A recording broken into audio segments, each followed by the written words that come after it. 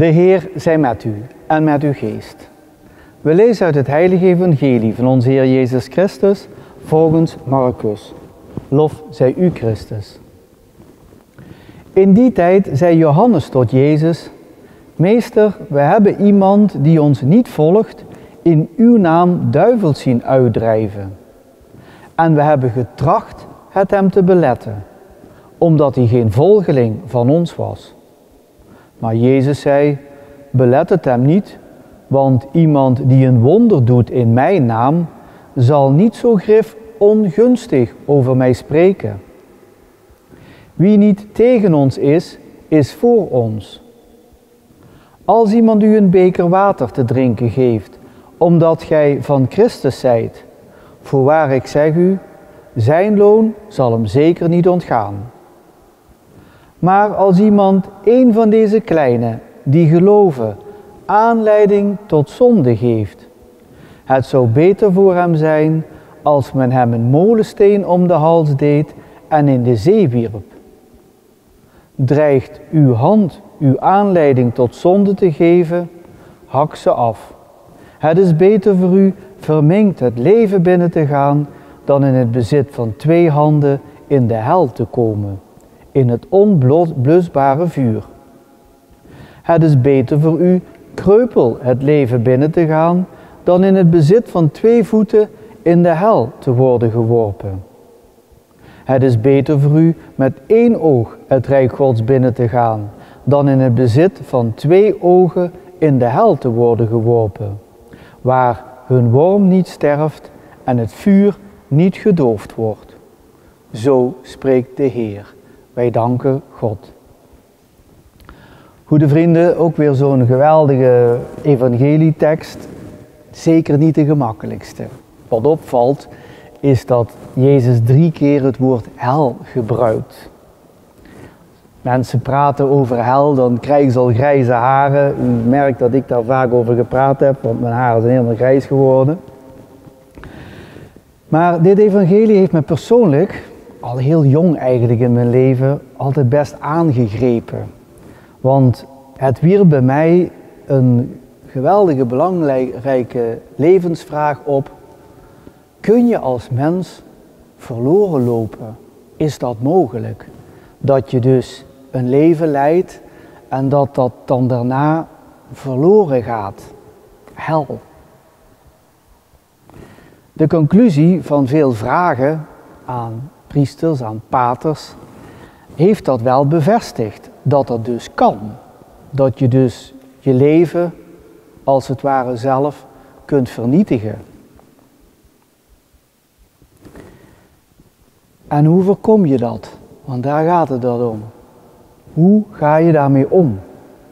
Je kunt niet zeggen dat Jezus hier een beeldspraak gebruikt. Want als je dan naar de kindertjes van Fatima luistert, die zijn met Maria ook eerst in het koninkrijk geweest. Daar wilden ze niet meer weg, want dat vonden ze zo verbluffend mooi dat ze zeiden, laten we daar maar blijven. Maar dat was niet het plan van Maria. En vervolgens nam hij hun mee naar inderdaad de hel. Maria liet die kinderen de hel zien. Dus twijfel of dat ding bestaat, heb ik niet. Dat ding bestaat. Maar dan, wat doe je daarmee? En dat, goede vrienden, dat heeft ook weer dat gebed nodig om bescherming. We hebben bescherming nodig. Want als iemand een van deze kleine, die geloven, aanleiding tot zonde geeft, het zou beter voor hem zijn als men hem een molensteen om de hals deed en in de zee wierp. Dat wil dus niet zeggen, als je iets fout doet, dat je dan iemand een molensteen om de nek moet doen en hem in de zee werpen. Nee, Jezus zei, het zou beter voor hem zijn. En dat, goede vrienden, dat ruikt naar rechtvaardiging. Dus al ons handelen moeten we zo ordenen dat het inderdaad ons eigen leven opbouwt en ook dat van anderen. Dat vraagt dus een grote voorzichtigheid in de omgang met elkaar. Want Geven wij een ander aanleiding tot zonde? En we kennen al die verhalen die zich binnen de maatschappij, binnen de kerk hebben afgespeeld. Dan ben je daar nog niet klaar mee. Ook als je veroordeeld wordt. Nee, we komen allemaal een keer voor God te staan. En dan is het aan Hem wat daarmee gedaan moet worden om tot een rechtvaardiging te komen. En goede vrienden, die voorzichtige omgang, dat is toch ook niet voor niks. Een koninkrijk kan toch geen koninkrijk zijn als er nog allemaal rekeningen openstaan als we bovenaan komen. Zo van, oh, daar loopt er eentje, daar heb ik nog een appeltje mee te schillen. Of daar moeten we nog eens eventjes de zaak recht gaan zetten. Dat gaat dus niet.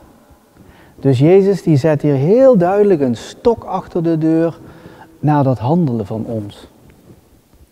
En om dus dat leven beschermd te kunnen beleven, gaat dat niet zonder gebed. Je moet aan God telkens weer opnieuw vragen, laat mij dat pad lopen wat jij voor ogen hebt. Schakel mijn eigen wil maar uit en neem jij die wil over, zodat ik veilig door dit leven kom. Dat ik het respect heb voor de mensen om me heen, de natuur, voor alles eigenlijk om mij heen. Dat ik alles kan zien als een geschenk van God. Ook u bent een geschenk van God. Amen.